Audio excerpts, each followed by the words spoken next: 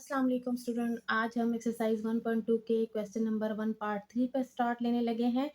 तो यहाँ आप देख सकते हैं कि हमें क्वाड्रेटिक इक्वेशन दी हुई है, लेकिन वो ज़रा डिसऑर्डर में है। तो हमने इस क्वाड्रेटिक इक्वेशन को पहले ऑर्डर फॉर्म में लाना है, अरेंज करना है, उसके बाद फिर हमने इसको सॉल्व करना है बाय क्वाड्रेटिक फार्मूला से। तो इसको पहले अरेंज करते हैं। पहले हम एक्स स्क्वेयर लिखेंगे, उसके बाद एक्स, और यहाँ पर जो है ये कांस्टेंट टर्म राइट साइड पे है, तो इसको सिर्फ हमने यहाँ शिफ्ट करनी है, और यहाँ शिफ्ट करने से ये पूरी इक्वेशन अरेंज हो जाएगी इज इक्वल टू 0। अब ये क्वाड्रेटिक इक्वेशन आ चुकी है। यहाँ पर अब हमने ए की वैल्यू जो कि स्क्वायर रूट 3 है, इसके बाद बी की वैल्यू जो कि 1 है, एक्स का कोफिशिएंट 1 है, तो इट्स मीन के बी की वैल्यू 1 होगी, और सी जो कांस्टेंट है वो है -4 स्क्वायर रूट 3, वो -4 स्क्वायर रूट 3 है। तो यहाँ अब हम क्वाड्रेटिक फार्मूला लगाएंगे जो कि है x is equal to minus b plus minus b square minus 4ac divided by 2a।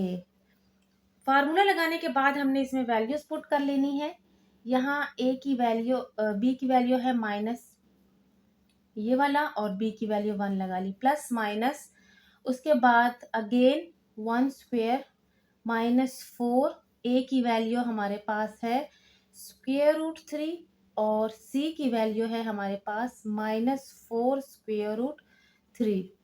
इस तरीके से हमने ये लगा लेनी है, divided by 2 of a means square root 3। Values put करने के बाद इसको हम सिंपल फॉर्म में लाएंगे, सॉल्व करेंगे। तो अब हम इसको सॉल्व करेंगे जो कि है x is equal to -1 plus minus 1 square mean 1। यहाँ पर माइनस माइनस प्लस हो जाएगा, 4 को हम 4 से मल्टीप्लाई करेंगे तो 16 आ जाएगा, और स्क्वेयर रूट 3 को स्क्वेयर रूट 3 से मल्टीप्लाई करेंगे तो वो स्क्वेयर रूट 3 स्क्वेयर हो जाएगा, यहाँ स्क्वेयर स्क्वेयर रूट से कैंसिल आउट हो जाएगा, तो जस्ट 3 रह जाएगा हमारे पास, divided by 2 of square root 3। x is equal to -1 plus minus यहाँ हो जाएगा 1 प्लस 48, 16 3 ज़ार 48, 16 और 3 को मल्टीप्लाई करना है, divided by 2 of square root 3। अब इसको मज़ीद सॉल्व करेंगे।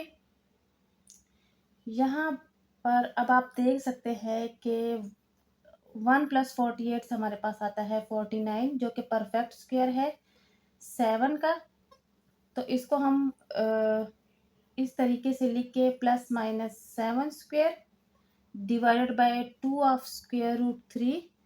इसको जब यहाँ स्क्वायर स्क्वायर रूट से कैंसिल आउट हो जाएगा तो हमारे पास बनेगा -1 plus -7 divided by 2 of square root 3, ये आ जाएगा।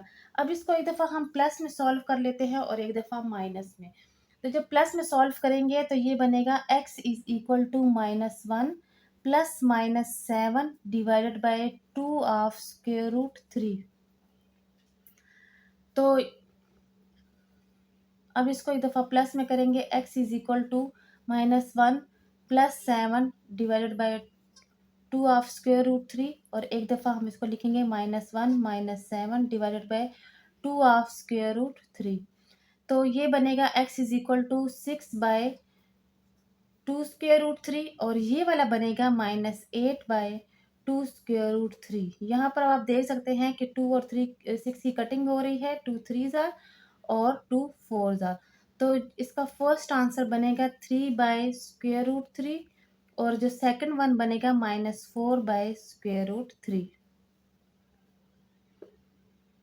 अब ये आंसर आने के बाद इसको हम फाइनल आंसर भी कह सकते हैं, लेकिन अगर इस वाले टर्म को देखें तो ये थोड़ा सा सिंप्लीफाई हो सकता है, लेकिन अगर आप यहाँ पर एंड करना चाहते हैं तो भी यही इसका फाइनल आंसर बन सकता है, लेकिन अगर आप मज़ीद सिंप्लीफाई करना चाहते हो तो वो भी मैं आपको करवा देती हूँ।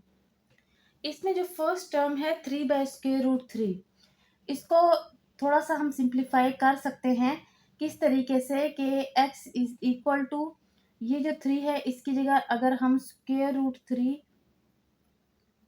और स्क्वायर रूट 3 लगा लें तो इससे इस क्वेश्चन पे कुछ फ़र्क नहीं पड़ेगा, क्योंकि स्क्वायर रूट 3 और square root 3 is equal to 3, मतलब कि दोबारा इससे वो आ सकता है। यहाँ हमने अपने मकसद के लिए इस 3 की जगह स्क्वायर रूट 3 को 2 टाइम लिख लिया, और जो नीचे वाला स्क्वायर रूट 3 है वो एज इट इज़ लिख लिया। इस टर्म को तो सिंप्लीफाई करने की ज़रूरत भी नहीं है, और ये हो भी नहीं रहा।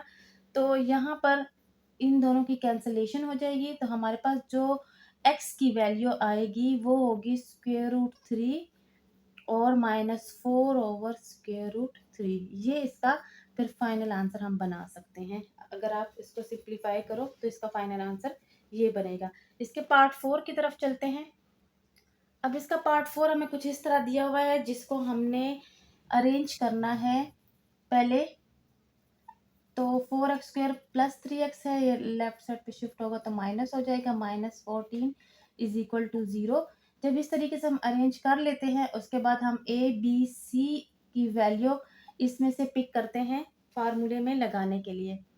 c इज इक्वल टू -14 हो जाएगा। जब हम a b c की वैल्यू पिक कर लेते हैं, उसके बाद हमने फार्मूला लगाना है इस तरीके से, b² -4ac divided by 2a। जब फार्मूला लगा लेते हैं उसके बाद वैल्यूज पुट कर लेनी है। माइनस और b की अपनी वैल्यू जो है वो -3 है। ये माइनस फार्मूले का है फर्स्ट वाला, सेकंड b की वैल्यू के साथ माइनस है। प्लस माइनस, और यहाँ पर -3² -4, a की वैल्यू बनती है 4 और c की है -14 डिवाइडेड बाय 2 ऑफ 4। अब ये वैल्यू लगाने के बाद हमने क्वेश्चन को सॉल्व करना है थोड़ा सा और। तो इसको हम लिखेंगे x is equal to minus minus +3 plus minus 3 3 ज़ार 9 माइनस माइनस प्लस 4 4 ज़ार 16 और 16 14 ज़ार होता है +224। उसके बाद जो डिनोमिनेटर है वहाँ हम जस्ट 8 लगा लेंगे। अब हम इसको थोड़ा सा और सॉल्व करेंगे। इसको हम लिखेंगे x is equal to 3 plus minus 9 + 2 24 से हमारे पास आता है 233 डिवाइडेड बाय 8। तो 233 जो है वो परफेक्ट स्क्वायर नहीं है, इसलिए हम यहीं पे स्टॉप कर लेंगे और ना ये मज़ीद सिंप्लीफाई हो सकता है। तो ये इसको हम लिखेंगे x, इसका जो सोल्यूशन सेट है वो होगा 3 प्लस माइनस 233 डिवाइडेड बाय 8, मतलब कि इसका एक आंसर प्लस में है और एक माइनस में है। तो इसके 2 आंसर हैं। इसको आप सेपरेटली भी प्लस और माइनस में लिख सकते हो और ऐसे कंबाइन फॉर्म में भी लिख सकते हो। अब इसके नेक्स्ट पार्ट की तरफ चलते हैं, पार्ट 5 की तरफ। अब इसका पार्ट 5 भी हमें डिसऑर्डर फॉर्म में दिया हुआ है। इसको थोड़ा सा अरेंज करना है कि 6x² के साथ हमने -7x लिखना है और -3 इज इक्वल टू 0 लिखना है। इसके साइन चेंज नहीं करने, क्योंकि ये लेफ़्ट टू राइट या राइट टू लेफ़्ट नहीं जा रहे, इसलिए हमने यहीं पे इसको अरेंज कर लिया है। अब हम नेक्स्ट स्टेप में a की वैल्यू, b की और c की लिखेंगे इस तरीके से।